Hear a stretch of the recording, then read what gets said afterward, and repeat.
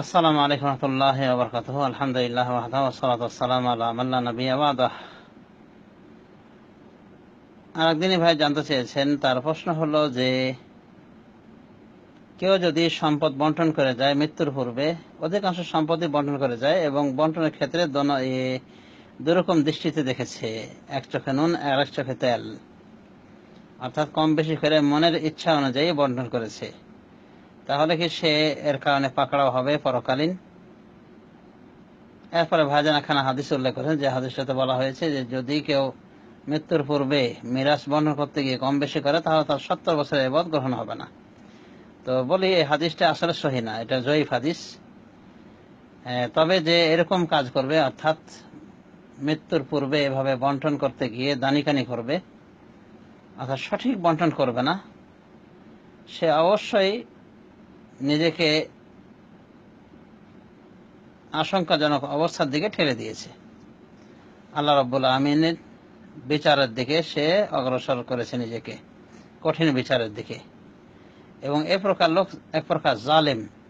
আর জালেম সম্পর্কে আল্লাহ বলছেন, ওয়াজ-জালিমিনা আ'আদ্দা লাহুম আযাবান আলীমা, জালেমদের জন্য আল্লাহ পীড়াদায়ক, যন্ত্রণাদায়ক শাস্তি তৈরি করে রেখেছেন।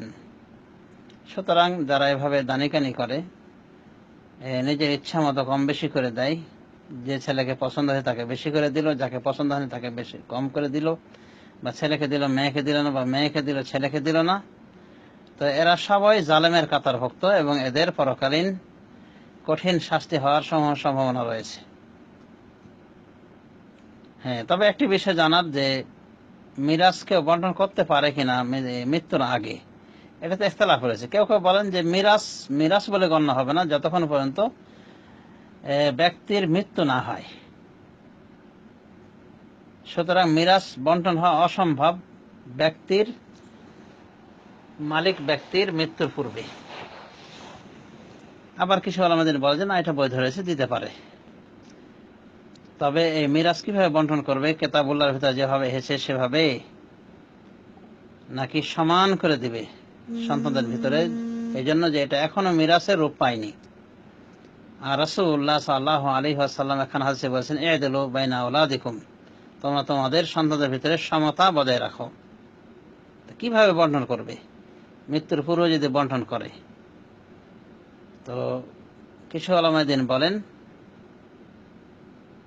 যে কোরআনে যেভাবে আল্লাহ মিরাজ বন্টন করে দিয়েছেন সেভাবে বন্টন করলে এটাই হলো ন্যায় ইনসাফের বন্টন। অর্থাৎ ছেলে পাবে মেয়ের ডবল, এভাবে ভাগ করতে হবে, এবং যা যেটা বন্টন পদ্ধতি আল্লাহ বলেছে সেভাবে বন্টন করতে হবে, তাহলে এটাই হলো ইনসাফপূর্ণ বন্টন। আর কিছু উলামায়ে দ্বীন মনে করেন যে না, জীবদ্দশায় বন্টন করলে ছেলে মেয়ে সবাইকে সমানভাবে দেওয়ার চেষ্টা দিতে হবে, কারণ এটাই হলো দুনিয়াবী জীবনের ইনসাফ।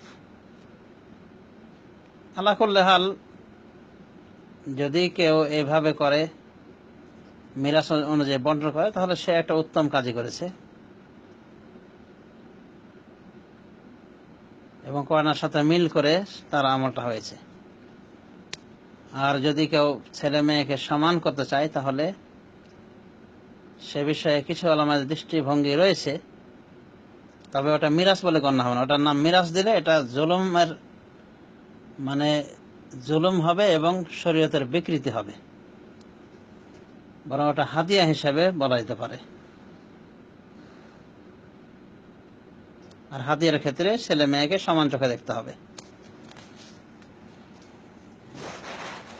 তবে পূর্বেরটাই বলা যায় যে সব থেকে প্রাধান্যযোগ্য, এবং সৌদি আরবের উলামায়ে দ্বীন এটাই বলেছেন, যেমন শেখ বিন বাজ, শেখ ইবনে উসাইমিন, শেখ সালেহ ফাওজান, তাদের কথা যে জীবদ্দশায় যদি কেউ ভাগ বন্টন করে, অবশ্য শেখ ইবনে উসাইমিন বন্টনের পক্ষে নন, তো বাকি উলামায়ে দ্বীন বলেন যে যদি কেউ বন্টন করে জীবদ্দশায়, তাহলে কোরআনে যেভাবে আল্লাহ বলেছেন সেভাবে বন্টন করতে হবে, অর্থাৎ ছেলে পাবে মেয়ের ডবল অংশ।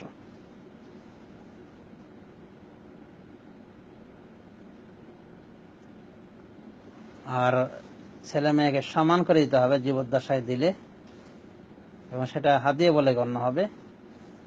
এর পক্ষে গিয়েছেন হাফিজ ইবনে হাজার, এবং তারপরে বেশ কিছু উলামায়ে দ্বীন এবং আল্লামা নাসিরউদ্দিন আলবানী রহমতুল্লাহ আলাইহি এই মতকে সাপোর্ট করেন যে জীবদ্দশায় কোনো কিছু দেয় যদি পিতা বা মাতা, ছেলে মেয়ে উভয়কে সমান করে দিবে। তবে আমরা বলতে পারি যে যেহেতু মিরাসের কথা আল্লাহ রাব্বুল আলামিন বলে দিয়েছেন কোরআনের ভিতরে, সুতরাং মুমূর্ষ অবস্থায় যদি বন্টন করে কেউ, তাহলে কোরআনের